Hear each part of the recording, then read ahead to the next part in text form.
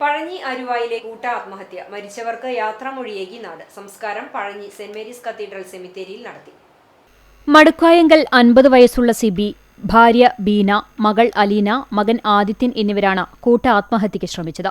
സിബിയെ വിഷം കഴിച്ച് കിണറിനുള്ളിലും മകൾ അലീനയെ വിഷം കഴിച്ച് തൂങ്ങിയ നിലയിലുമാണ് പോലീസ് കണ്ടെത്തിയത്. വിഷം കഴിച്ച് അവശനിലയിലായിരുന്ന ബീനയെയും ആദിത്യനെയും പോലീസ് എത്തിയ ആശുപത്രിയിൽ എത്തിച്ചതിനാൽ ഇവരുടെ ജീവൻ രക്ഷിക്കാനായി. മരിച്ചവരുടെ മൃതദേഹം പോസ്റ്റ്മോർട്ടം നടത്തിയ ശേഷം കുന്നംകുളം മലങ്കര ആശുപത്രി മോർച്ചറിയിൽ സൂക്ഷിച്ചിരിക്കുകയായിരുന്നു. ബുധനാഴ്ച ഉച്ചയോടെ മൃതശരീരങ്ങൾ വീട്ടിലെത്തിച്ചു.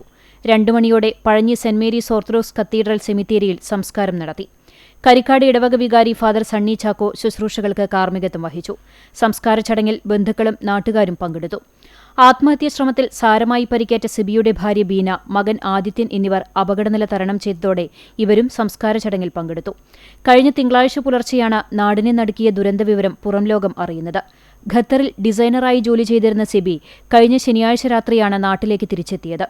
തിങ്കളാഴ്ച പുലർച്ചെ ഇവരുടെ മകൻ ആദിത്യൻ പോലീസിനെ വിവരം അറിയിക്കുകയും തുടർന്നുള്ള ഇടപെടലിലാണ് പിതാവിനെയും മകളെയും മരിച്ച നിലയിലും മകനെയും അമ്മയെയും വിഷം കഴിച്ച നിലയിലും കണ്ടെത്തിയത്. സംഭവത്തിൽ പോലീസ് വിശദമായ അന്വേഷണം നടത്തിവരികയാണ്. കഴിഞ്ഞ ദിവസം വിരലടയാള വിദഗ്ധരും സ്ഥലത്തെത്തിയിരുന്നു.